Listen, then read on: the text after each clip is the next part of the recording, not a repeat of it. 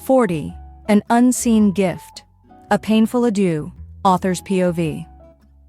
It was a miniature Taj Mahal, crafted entirely from black American diamonds.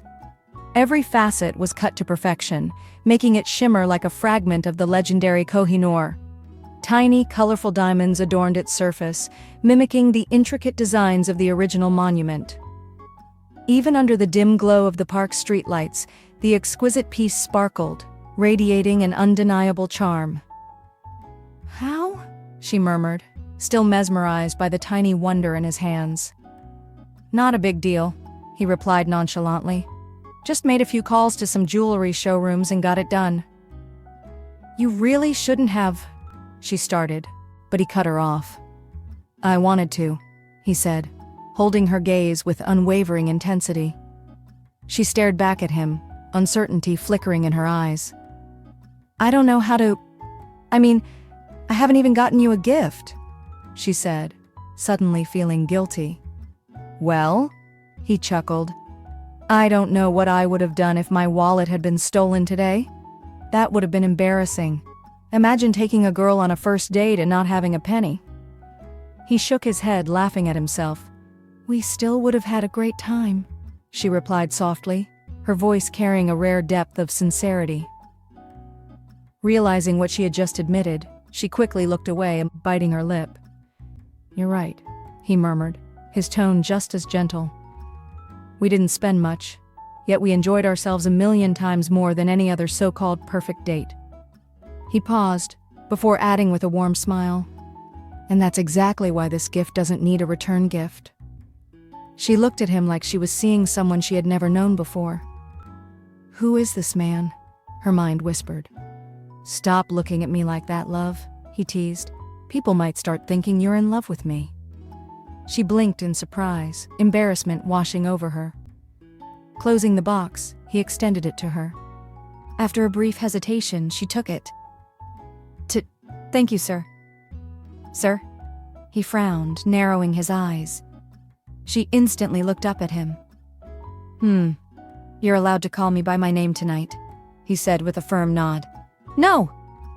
She stood up abruptly, her gaze shifting to a nearby swing where a couple was wrapped in each other's arms, lost in an intimate embrace. She gasped and quickly turned her head, only to find another couple lying on the grass, gazing dreamily at the starry sky. Her eyes widened.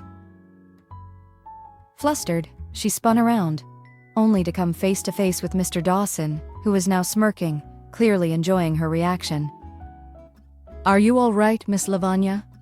he asked, feigning innocence. She pressed her lips together, feeling her cheeks burn. "Yes.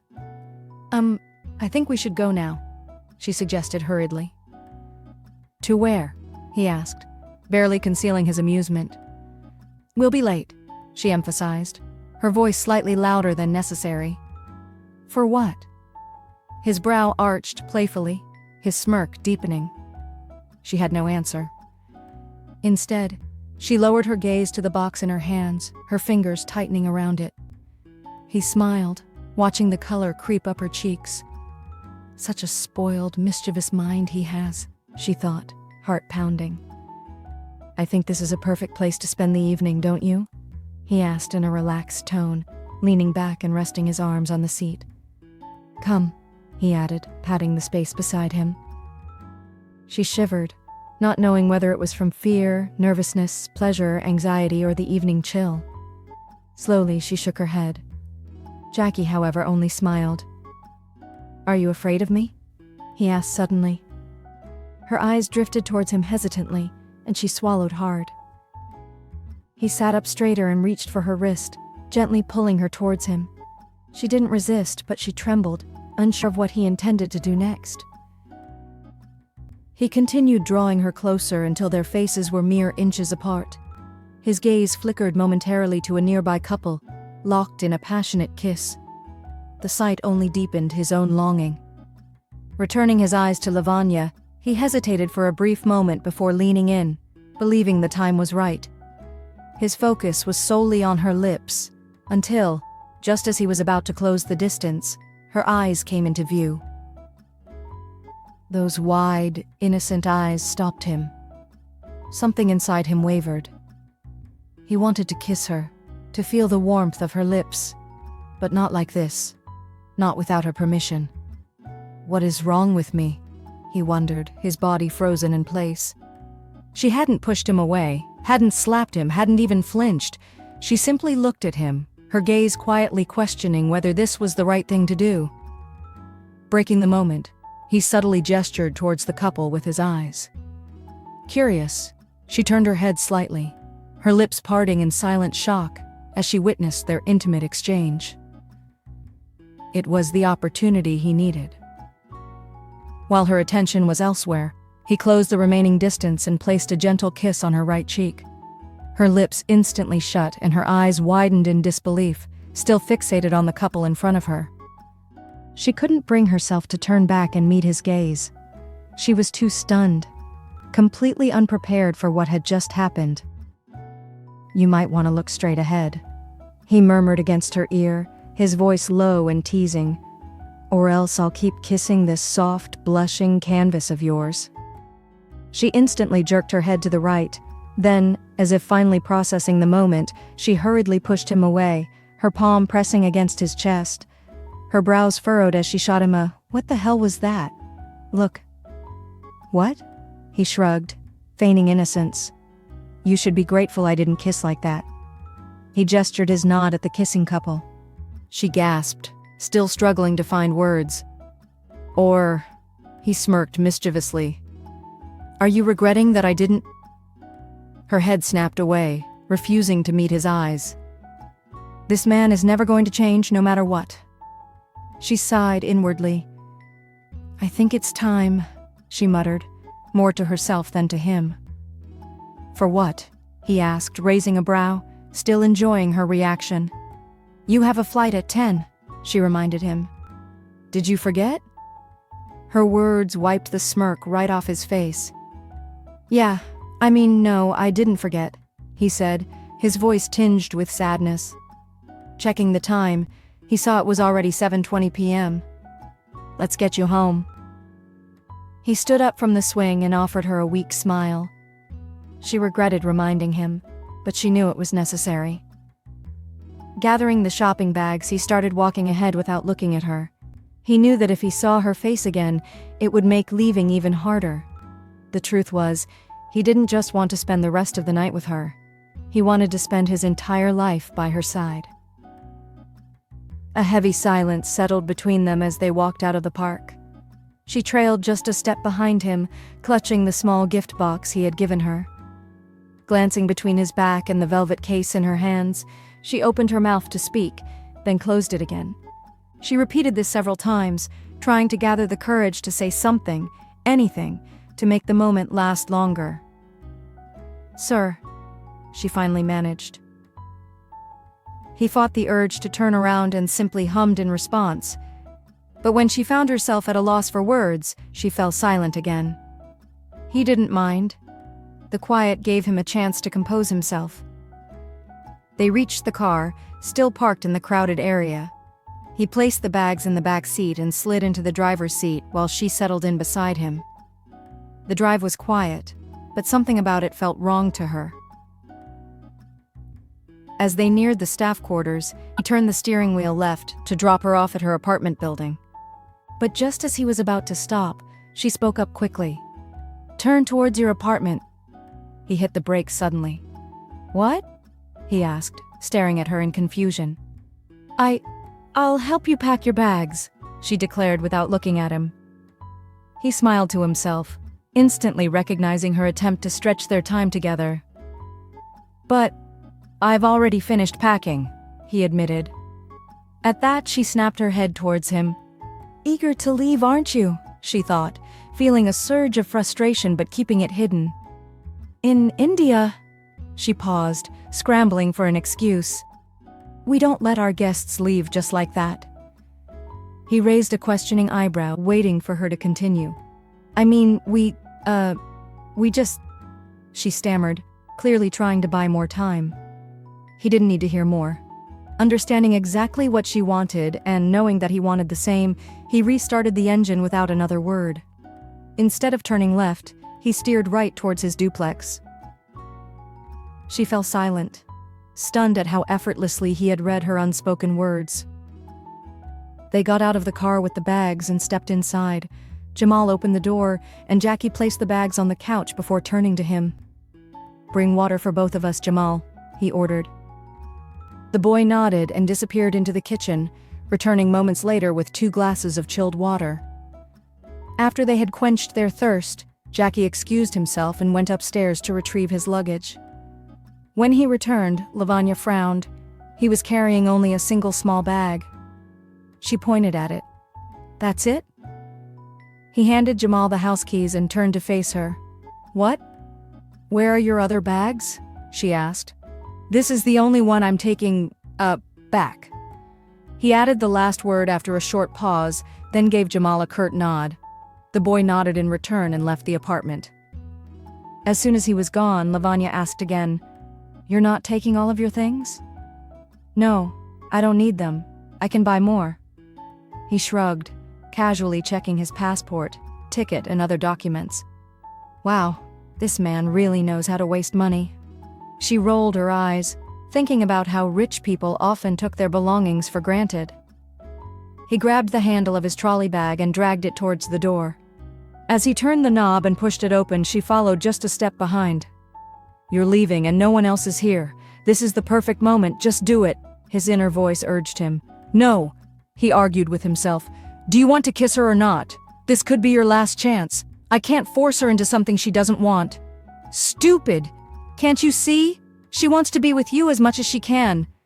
"I'm not sure, but I think—" He exhaled heavily, suddenly closing the door again, causing Lavanya to frown in confusion. He remained still, his hand gripping the knob. "What happened? Did you forget something?"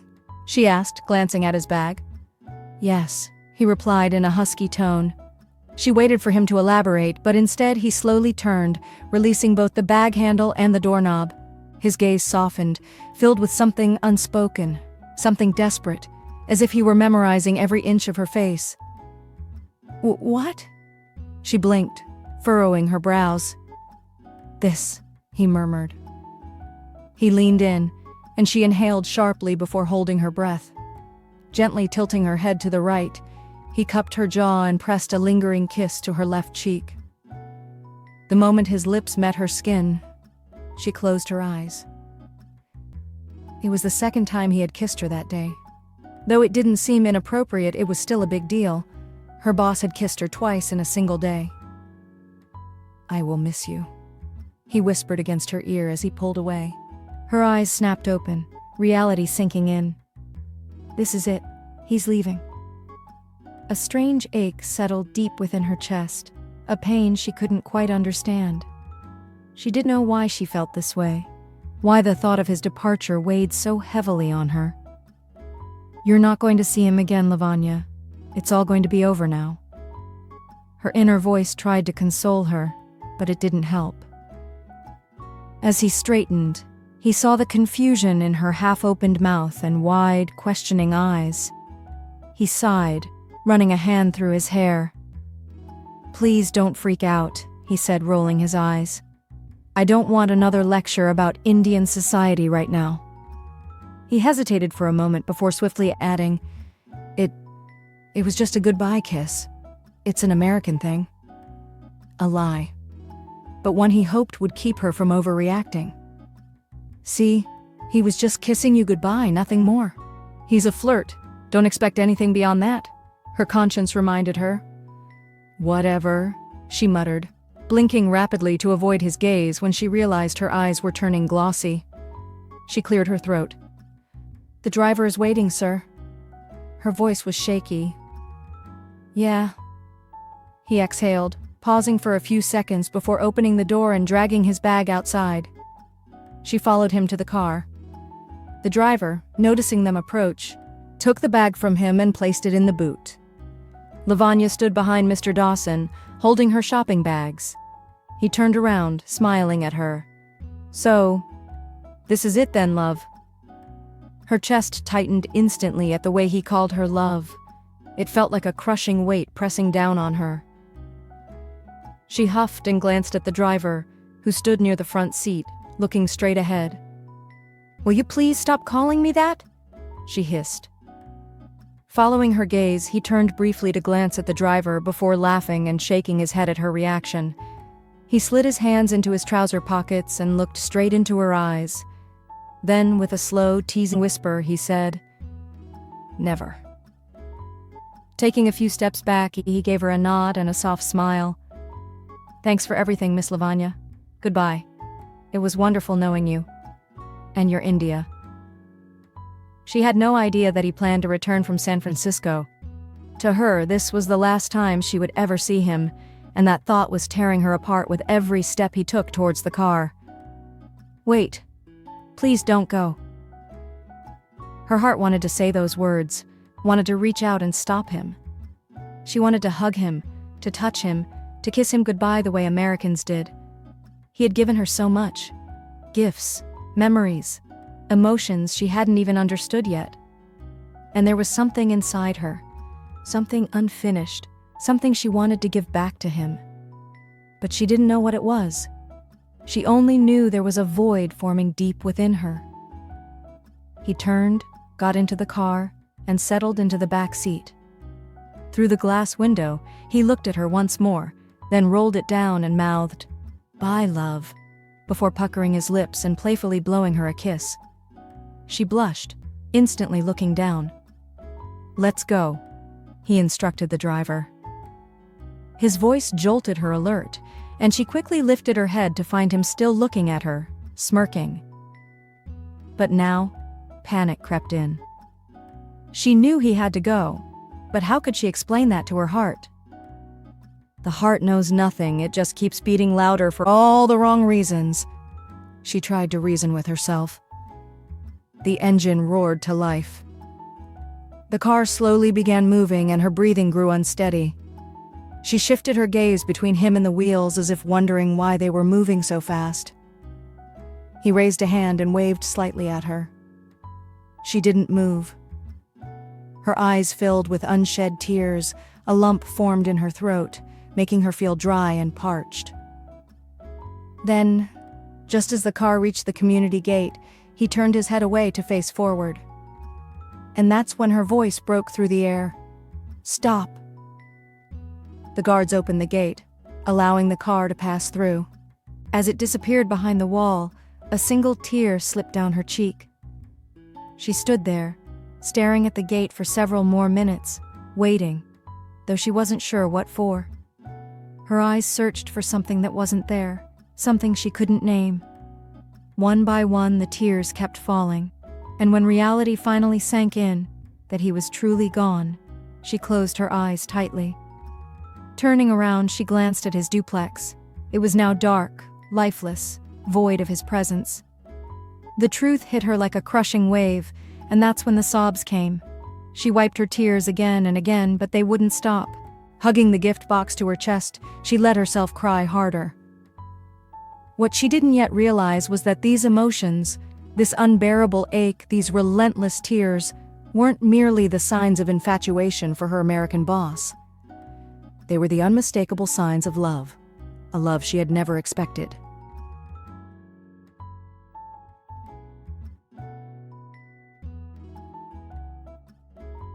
Lavanya's POV. Lavanya. Daddy called my name the moment he opened the door and saw me. I didn't answer, I just walked past him. Is Mr. Dawson gone? His question made me stop in my tracks. Slowly, I turned my head and nodded. Lavanya, you're home? Good. I was just setting the table for dinner. Go change and come eat. Mama called from the dining area, balancing bowls in her hands. I already ate, I replied, avoiding her gaze as I made my way toward my room. Oh, what did you two eat? She asked, her voice laced with curiosity. I'm tired, I muttered and kept walking. Lavanya, are you okay? You seem a bit... I didn't wait to hear the rest. I stepped into my room and shut the door behind me, blocking out her voice as it faded into the background. Dropping the bags onto the side table, I leaned against the door and closed my eyes. I don't think I'm okay, Mama. I whispered to myself. I don't think I'm okay.